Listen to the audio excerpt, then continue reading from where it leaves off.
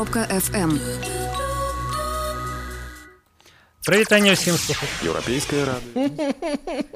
Прывітанне ўсім слухачам Еўрарадыё. Мы ў жывым эфіры і у нас сёння вельмі цікавы працяг гэтага самага эфіру, вельмі цікавы госць, незалежны аналітык Сергей Чалы. Прывітанне. Добрый дзень. Сергей, я думаю, што ўсе ўжо здагадаліся, што абмяркоўваць мы повода?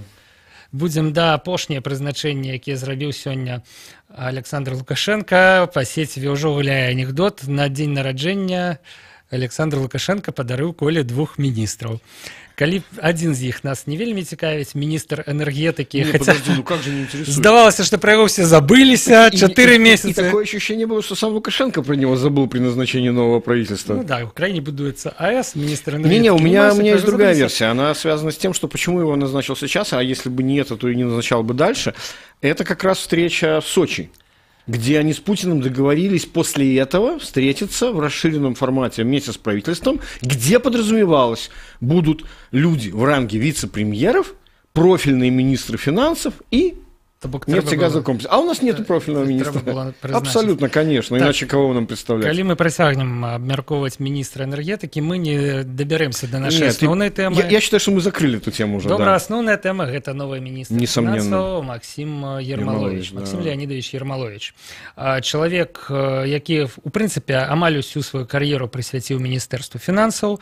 Человек, який узначальвав там довгий час управління бюджету, займався розпрацовкою бюджету, які быў нейкі час першым намеснікам міністра, я так разумею. В последнее время, да. Да, и замест Амарина он стал теперь который министром. Оказался слишком спокойным человеком для этой должности. И зноў тут мы цитуем Александра Лукашенко, дзіўная фармулёўка. Я лічу, што гэта ў прынцыпе хутчэй комплимент, чем критика, да? Но дело в том, что Ермолович, наверное, еще более спокойный, чем Амарин. Это ты по власным уявлению, да?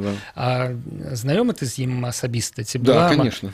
Была махчимость, неформальная менавіта коммуникация. Ну и як тебе? Ну, я начну с того, что я на самом деле восхищен этим назначением, без всякой как бы доли иронии, без ничего. Я считаю, что он абсолютно заслужил этого назначения даже еще и раньше. Это один из величайших профессионалов вообще в экономическом блоке, который у нас есть.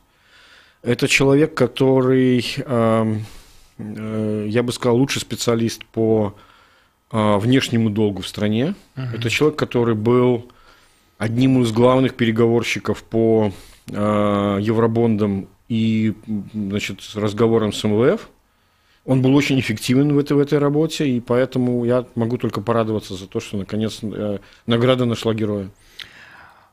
Вось про МВФ цікава. Да, доўгі час былі перамовы, здавалася, што мы дамовіліся, але што адбылося пасля, мы ўсе памятаем. Нет, ну это же не его вина уже была. Вот і ў звязку з гэтым пытанне, ці зможа Максим Ермолович што-небудзь зрабіць цяпер ужо ў статусе міністра? Так, добры прафесіянал, так, ён быў на вастрыні, на самыя вострыя праблемы яго кідалі. На еўрабонды, калі краіне была вельмі патрэбная валюта. Я еще одну вещь забыл, за которую он тоже отвечал. Это же был как раз тяжелый период 15-16 года, когда был кризис. Когда был кризис долговой, в том числе внутренний вот этих самых токсичных активов, да, когда $1,5 миллиарда потратили за 2 года на, значит, поддержку, то есть вот он об этом лично рассказывал, это была его боль, что, блин, как же мы из бюджета, значит, да, то есть это означает, что это человек, который в сущности специалист по самым острым вопросам, которые есть сейчас перед экономикой страны. Так, ёсць гэты спецыяліст, але мы ўвесь час кажам, што ёсць таксама вышэйшае гледзішча на гэтыя праблемы, таго, як гэтыя праблемы трэба вырашаць, і ці ёсць увогуле значэнне, які Максим Ермолович спецыяліст, классный ён ці не? Мне кажется, что надо смотреть не только на его назначение, а на весь вот этот комплекс на все назначения, который случился. На замену Ураду, фактически. Абсолютно, да, потому что, и ты же помнишь еще, когда мы передачу вели, да, я говорил о том, что у нас под вот этим асфальтом ретроградов, да, пенсионеров этих, да, которые сидят на должностях министров, потому что предполагалось, что должности министров, они же они же не технические, там же специалистам быть не нужно, да? Помнишь, как на Нацбанк назначали Надежду Андреевну, да, и как бы... Ну, и Петра Петровича. Например, да, то есть, вот, да, то есть, как бы предполагалось, что первое лицо в организации не должен разбираться, он должен быть смотрящим, ну, комиссаром в кожаном, значит, этом сюртуке и с наганом в руке, понимаешь? Все разруливает А они министра, же, а надзирать они будут за кем? За, вот как в старые времена, за военспецами, которые остались еще из царского правительства. И предполагалось, что, и действительно так получилось, что вот под этой вот, этой вот коркой, да, под этим асфальтом выросла новая порция людей примерно одного поколения, примерно, ну, как бы там 40 с чем-то, да, которые разговаривают на одном языке, которые хорошо знают английский, которые прекрасно способны коммуницировать с западными специалистами, которые обладают примерно общим взглядом как бы на то, что происходит и что делать. Да? То есть это было конкретно совершенно, как сказать, уникальный феномен, и при этом я еще говорил о том, что главное, что каков был риск, это то, что мы могли их очень легко потерять. То есть, ну, представь, да, ты вот отдал кар'єрі там 20 лет, да, к примеру. Ну, вот, да, ты пришел каким-нибудь молодшим специалистом у Минфина, ну, в 2000, там, даже пускай главным, неважно. У 2000 году, да, ну, да, там, да, 2002. И понимаешь, да, и ты 20 и вот лет, растешь, и вот ты первый заместитель министра, а тебе назначают все время вот, ну, как бы, вот, ну, не буду говорить про Марина плохо, но я пример, вот, например, Надежды Андреевны, да, ну, это же был ужас. Ну, когда мне сами, не будем называть люди, говорили, что, вы знаете, Сережа, мы не очень хотим ее к журналистам пускать, потому что она что-нибудь ляпнет, а нам потом расхлебывать. Да? Ну, то есть, вот было и такое, понимаешь? Нагадаю, вот. Что сегодня Надея Ермакова – это сябра Совета Республики. Ну да, вот. И она же, кстати, была на встрече с гражданскими организациями. Да, почему-то, да. Не очень понятно почему. Магчыма, она узначальвае нейкі жаночий союз. Я не памятаю. По-моему, не она. Ну, неважно. Короче, треба проверить. Так я к чему? И вот, ну, то есть, представь себе, да, что, ну, то есть, тебе там условно 45, да, еще 5. И уже тебя... житё покатилось на закат. Да, конечно. И тебе, строго говоря, уже, по-русски говоря, надоест. Ну, я хотел другое слово сказать. Но... Ты маешь на увазе, что тебе начальник, які, ну, умовно кажучи, самодур, який ничего не разумеет. Ты все разумеешь, але зрабіць ничего ты не можешь. Ты понимаешь, что ты умнее его и компетентнее. И терпеть это можно только до определенного периода. А потом ты скажешь, да ну его нафиг. А пойду я деньги зарабатывать. А пойду я в банк какой-нибудь, например. А понятно, что таких людей с руками оторвут, потому что даже просто, ну, как бы, как джар-специалисты, да, они бесконечно ценны. Ты маешь на увазе для лоббизма, для вырашэння нейкіх пытанняў. То бок человек за 20 гадоў ва ўрадзе ведае ўсіх, да, и можа вырашыць. Конечно.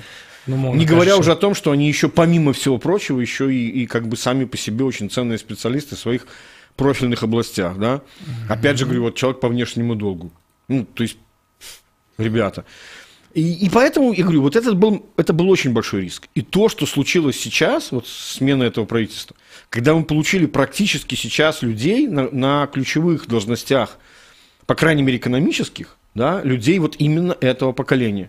Румас, Крутой, Ермолович, господи... Крутому 37 годов, Ермоловичу... Это вообще удивительно. И Турчин. Вот 4 человека. Да, то есть, ну, это удивительно. Ну, я паглядзеў, што Румас нарадзіўся ў 69-м годзе, чыста тэхнічна ён шестидесятнік, гэта ўсе, ну, это все равно можна умоўна назваць семидесятнікамі, але так, ён належыць да гэтага пакалення, я здольны. А ці азначае гэта, што яны з'яўляюцца аднадумцамі? Ну, вось ёсць такое кліше рыначнікі у нас у Беларусі. Паміж кансерватарамі і рыначнікамі. Да нет, просто тут на самом деле надо грань проводить между людьми, которые разбираются, и людьми, которые не разбираются. Вот они разбираются. А это все были люди, которые несли какую-то совершенно ахинею, понимаешь? А наколькі знешняя пазыкавасць, напрыклад, з'яўляецца для Беларусі сёння праблемай? Абсолютно является. Конечно. Призначены для непосредственно, того, конечно. И причем она будет, эта проблема, становиться еще более актуальной, потому что мы понимаем прекрасно, что, во-первых, она уже сейчас и давно, на самом деле, с 2013 года является проблемой. Помнишь, мы шутили на тему пика выплаты долга, который превратился в плата выплаты долга, и сейчас у нас по 3,5 миллиарда каждый год, а найти мы можем в лучшем случае треть или половину от этого, а теперь мы уже вынуждены идти к России и просить долг на долг, да, чтобы, ну, как бы, отдай я у тебя займу, чтобы тебе отдать предыдущий. Ну, то есть вот уже такая унизительная позиция происходит, да, вот. И плюс к этому, то есть, ну, это, может быть, не знаю, насколько нашим слушателям будет важно, но мое личное мнение заключается в том, что конъюнктура рынков поменялась, что каждое следующее заимствование нам будет стоить дороже. То есть сейчас мы вступили в период роста процентных ставок по всему миру, в том числе для развивающихся стран, в том числе для нас. То бок это реальная проблема. Да, конечно, абсолютно. И причем она будет усложняться еще тем, что многие долг, который формально был корпоративным, который брали предположительно государственные компании на модернизацию под гарантии правительства, с которыми они просто тупо не рассчитаются, это означает, что эти гарантии превратятся из виртуальных в реальные, это долг будет обременять именно наш бюджет. А памятаеш, з каго пачалося амалажэнне вось гэтага эканамічнага блока? А напомни. А вось быў такі чалавек і ёсць Мікалай Снапкоў. Яму было 40 гадоў, калі яго прызначылі міністрам эканомікі. То бок, да, Круты, Дмітрий Круты, які зараз з'яўляецца міністрам эканомікі ў 37, ён маладзейшы. Ну, это вообще рекорд, по-моему, среди всех министров у нас. І зноў жа трэба праверыць. Я ведаю, што ёсць намеснік міністра культуры 84 года, мой равеснік, у прынцыпе, да, крыху маладзейшы за мяне, но але это намеснік міністра. Ну, да. Хаця міністры культуры у нас таксама мяняюцца. Не так рэдка, да, але ладно. Вось, Снапкоў у 40 гадоў стаў міністрам эканомікі, і мне здаецца, што амалажэнне эканамічнага блока, гэта быў 2009 год, да, пачалося вось менавіта з таго міністрам фінансаў. Нет, я бы так не сказал, потому что назначение Зиновского министром экономики, это был, конечно... Откат. Абсолютно. То бок гэта не паслядоўная палітыка. Нет, абсолютно. То бок усё ж таки гэта... Как раз таки с Зиновским все прекрасно понимали, да, человек, который возглавлял Белстат, ну, блин, ну какой он экономист? Усё ж таки гэта не план, а выпадковасць. Вось прызначэнне, прыход да ўлады, да рэальнай... Я бы, да, выбросил казус Снапкова по критерию 3 сигм. Ясно. Сябры, нам час перарвацца на выпуск навінаў і кароткую музычную паузу, пасля якой мы сустрэнемся ізноў з Сергеем Чалым і працягнем з ім абмяркоўваць новыя прызначэнні, ну, прыватнасці ў эканамічным блоку ўрада, іх значэнне для нашай краіны, прыход новага пакалення да кіравання краінай. Заставайцеся з намі, праз некалькі хвілінаў вернемся.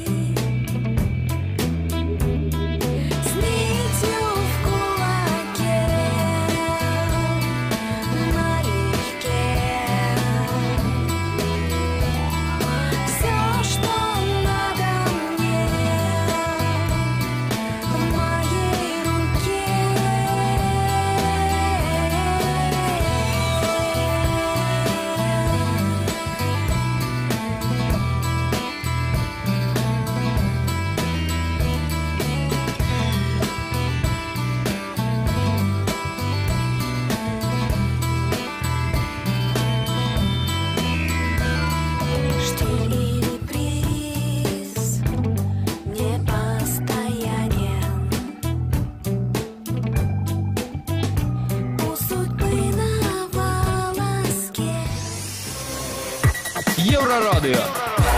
Новины – наша справа. Вітаю, студыя Ольга Міцкевіч. Каротка пра асноўныя падзеі. Ва ўрадзе адбылася другая хваля прызначэнняў. Александр Лукашенко прызначыў двух новых міністраў. Міністрам энергетыкі стаў Віктор Каранкевіч, а міністрам фінансаў Максім Ермалович. Каранкевічу 42 гады. Апошні год ён працаваў першым намеснікам міністра энергетыкі. Дарэчы, пасада міністра энергетыкі была вакантнай больш за 4 месяцы. Ермаловичу 41 год. Да апошняга часу ён таксама працаваў першым намеснікам міністра. Сярод іншых кадравых прызначэнняў кіраўнік дзяржавы даў згоду на прызначэнне Андрэя Рыбакова старшынёй канцэрна «Белнафтахім». З новым министром финансов Беларуси пошчастило, лічыць экономист Сергей Чалы. Я на самом деле восхищен этим назначением, без всякой доли иронии, без ничего. Я считаю, что он абсолютно заслужил этого назначения даже еще и раньше. Это один из величайших профессионалов вообще в экономическом блоке, который у нас есть. Это человек, который, я бы сказал, лучший специалист по внешнему долгу в стране. Это человек, который был одним из главных переговорщиков по евробондам и, значит, разговорам с МВФ. Он был очень эффективен в этой работе, и поэтому я могу только порадоваться за то, что наконец награда нашла героя. А я нагадаю, што знешні дзярждолг Беларусі складае 16,5 мільярдаў долараў США. Змену ўраду працягнем абмяркоўваць з эканамістам Сергеем Чалым пасля выпускаў навін. Музыка Сергей Михалок прадставіў сольны электронны праект «Дрэздэн». Знаўцы музыкі, які ўжо паслухалі дэбютнік «Дрэздэн», сцвярджаюць, што гэта бомба. Дарэчы, альбом можна паслухаць на нашым сайце euradio.fm. У Беларусі упершыню прыедзе Чэлсі. Падрабязнасці неўзабаве. Ольга Міцкевіч, служба інфармацыі.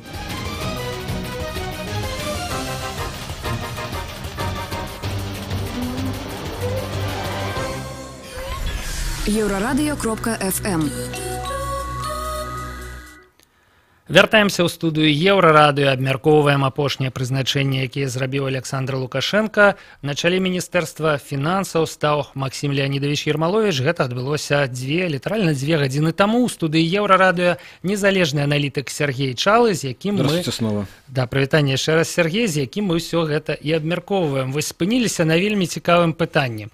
Добра, па факце прыйшлі гэтыя 70-нікі, 40-гадовыя, яшчэ ініцыятыўныя чыноўнікі ва ўрад. Але як гэта адбылося і навошта гэта адбылося? Моя такая генеральная версія выпадкова, проста збег абставінаў, да? Старыя, эволюция. Нет, знаешь, вот есть знаменитый анекдот про Чукчу, да, то есть один там, случайность, 2 случайность, там, 3, а 4, 4 это... Тенденция, да. Поэтому, не поверишь, что 4 человека практически одновременно это случайность. Просто не поверю. Але, тым не менш, все реально выглядае на эволюцию. Старых, хотя изноў жа сёння сказали, у Семашки голова, что надо голова, и он застанется при посаде. Нет, про Семашку мы как раз все знаем, он же просился очень долго, отпустите уже сколько можно, и тут знаешь, против желания же...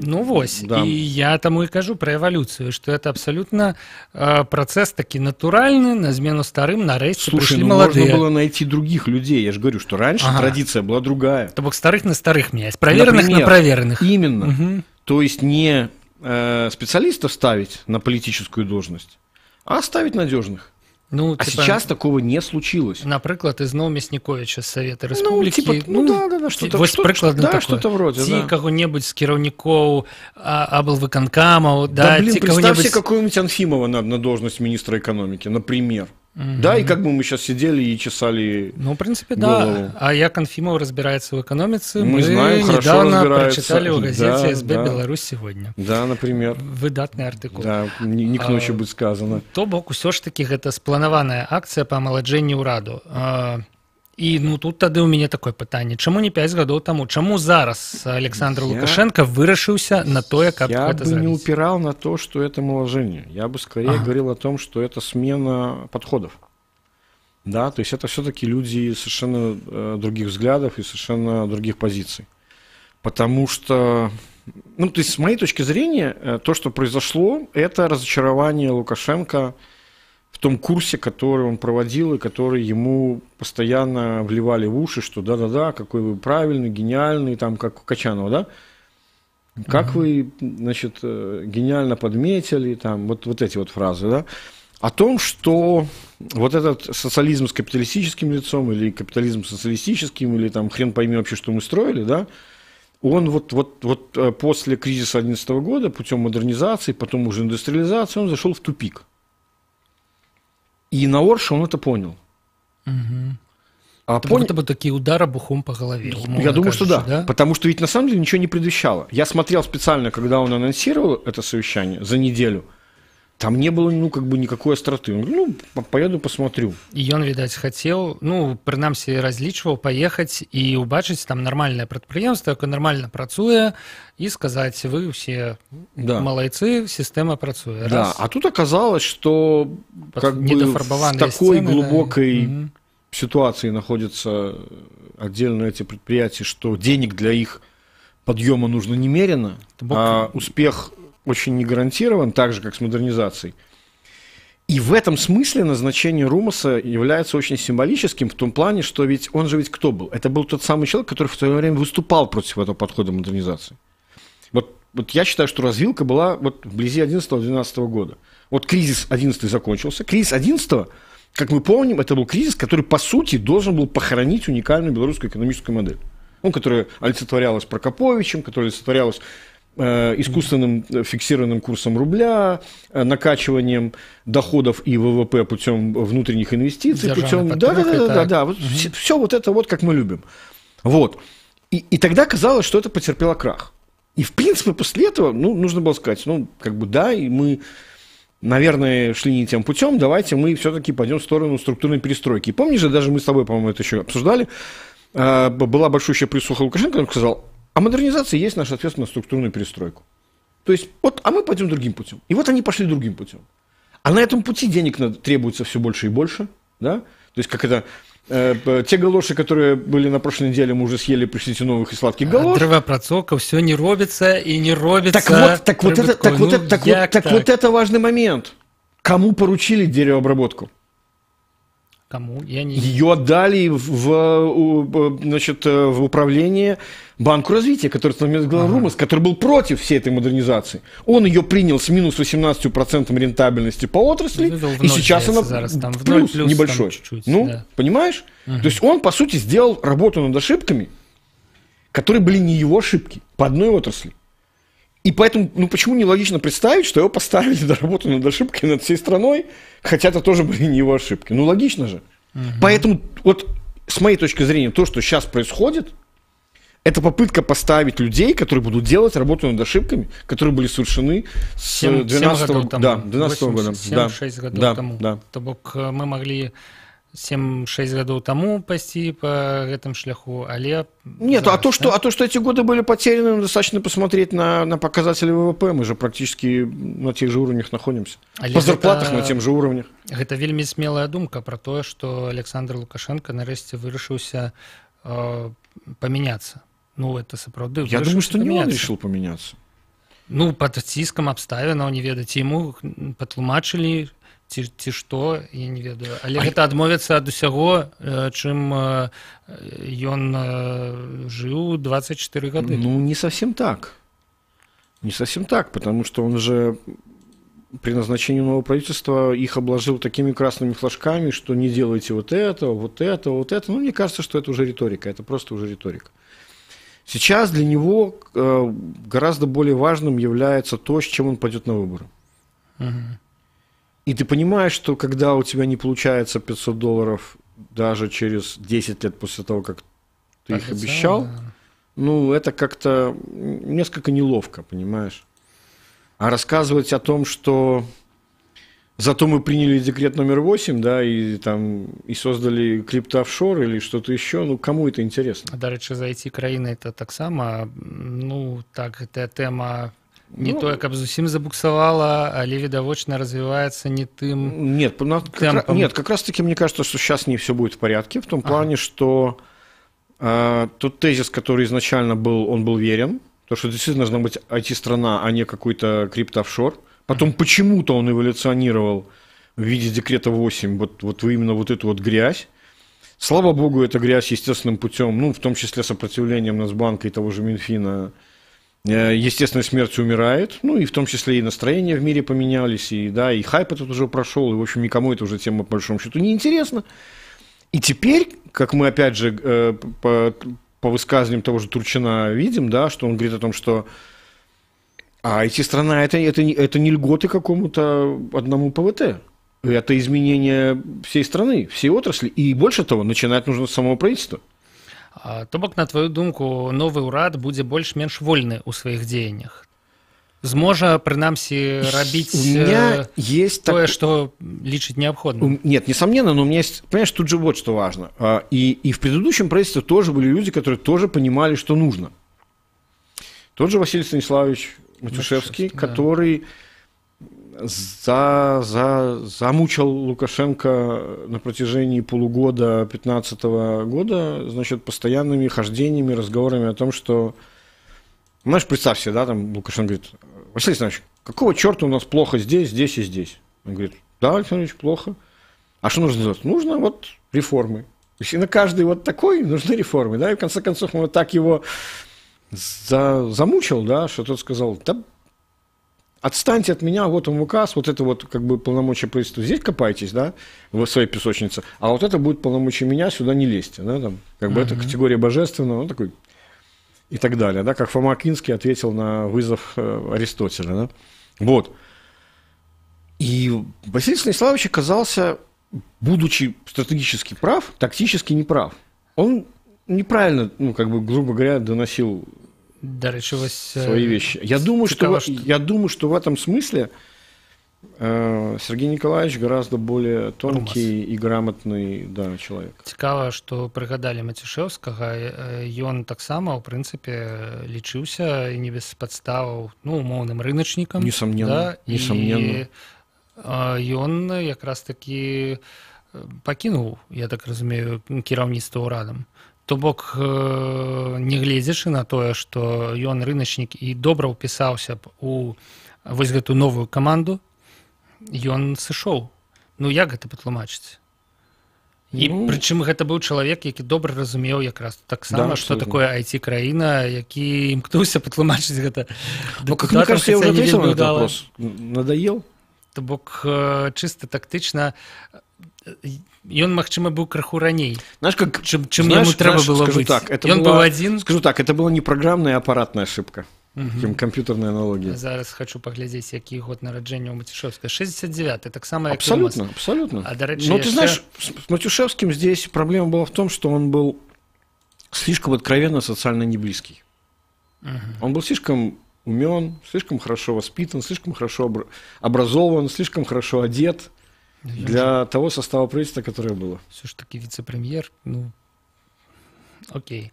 До речі, год нараджэння Натальи Качановой, хаця гэта не вельмі этычна, да, размаўляць пра ўзрост жанчын, гэта 60-й год нараджэння. То бок яна ўжо вот рэальна не з гэтага пакалення. Абсолютно. Не з гэтага. І, ну, гэта відавочна, як ты лічыш, нават па рыторыцы, да? А што мы можам сказаць вось пра ўрад па першых публічных выступах таго ж Румаса, ну вось Турчына прыгадалі з яго дэкларацыямі пра тое, што не трэба саджаць... Процитирую себя, ни одной неверной ноты пока. Ну, невернай. Вось у Качановай таксама ніводнай невернай ноты, але яна спявае для... У нее своя аудитория, вот менавіта, да, для той аўдыторыі ніводнай невернай ноты. А тут... А здесь другая аудитория. Калі уличивать и ту аудиторию, и гэтую, да? У меня есть такая, как бы, базовое предположение, чем они сейчас пытаются заниматься.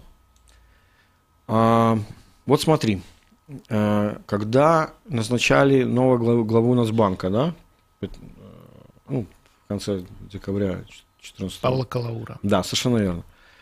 Какое было отношение к тому, что говорил и делал Нацбанк? Сейчас не будет резко никакой отмовная. 5 там, да, и процентной там девальвации даже, и все понимали, завтра не будет девальвации, да, все, ну, капец, бежим в обменники, да.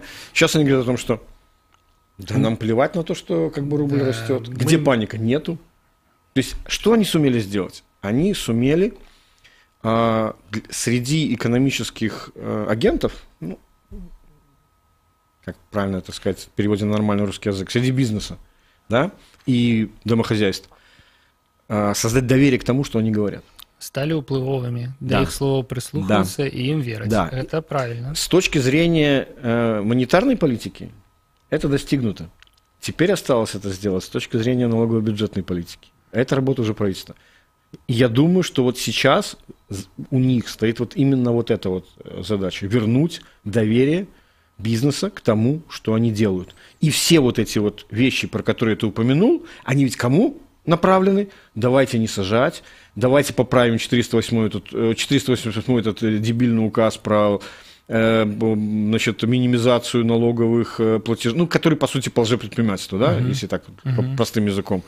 Или мусить без него понимаешь, всех. да, о том, что хватит заниматься этой вот, значит, индустриализацией, давайте все-таки вместо строительства промышленных гигантов с непонятным исходом за огромные деньги, да, заниматься то, как у нас сейчас называется, раскрепощением деловой инициативы. Давайте способствовать тому, чтобы частные инвестиции сами появлялись благодаря тому, что мы им помогаем. Обращение к губернаторам РУМОСа о том, что да хватит частников трахать этими значит, натуральными показателями. Поймите, что они не ваши враги. У вас главная задача перед правительством отчитываться по созданным рабочим местам.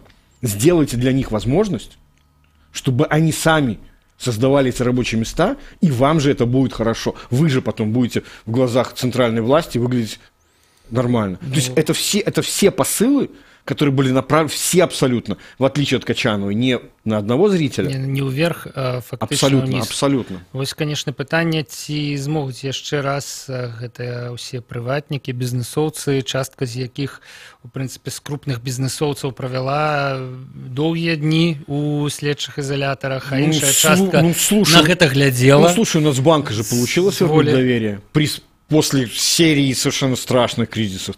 3 кризиса за 6 лет. Сумели же вернуть доверие? Я думаю, что они смогут. В принципе, да, приходят новые люди. В принципе, изменяются поколения. Это не только в Аураде, але и в бизнесе. И гэтыя люди уже не памятают. На самом деле нужно просто нигде не сфальшивить. На протяжении хотя бы пару лет, и все. Гэта быў сябры, была стратэгія поспеху для новаабранага ўрада ад незалежнага аналітыка Сергея Чалага, і мне здаецца, што нягледзячы на яе такую вонкавую простоту, яна, по-першае, не такая уже и простая, по-другое, не такая уж и бессенсовная. Ну, когда коротко сказано, это означает, что очень сложно потом расшифровывать. Все вельмі лагічна. Сябры, наш эфир падыходзіць да завяршэння. Мы абмеркавалі і Максима Ермоловича, і пакаленне палітыкаў, скажем так, народжаных у 70-е гады, якія зараз прыйшлі да ўлады ў беларускім урадзе. На думку Сергея Чалага, яны будуць больш-менш разняволеныя, у іх будзе больш-менш хапаць паўнамоцтваў для таго, каб рабіць тое, што яны хочуць, бо здаецца, што менавіта для гэтага іх нарэшце ва ўрад і самое паклікалі. Главное, что среди них внутри, среди рядов нет с кем спорить. Они все единомышленники, да. І гэта круто. Сергей, дзякуй за гэту размову. Заўжды прыемна бачыць цябе ў студыі Еўрарадыё сціплай. И всех с днем рождения Незалежной Республики Вишнария. Год таму прыкладна пачыналіся гэтыя вучэнні, да, на якіх было агучана існаванне нейкай Вишнорыі. Бачу, што ў цябе адмысловы прынт на гэтую тэму. Не закликаем никого до сепаратизма, але Вишноры... Так наоборот, почему сепаратизм? Это же была борьба с оккупантами. Это борьба с сепаратизмом, да. Вось, 1 год Вишноры, на гэтым скончым. Павел Свердлов працаваў пры мікрафоне. Да пабачэння, пачуемся на хвалях Еўрарадыё.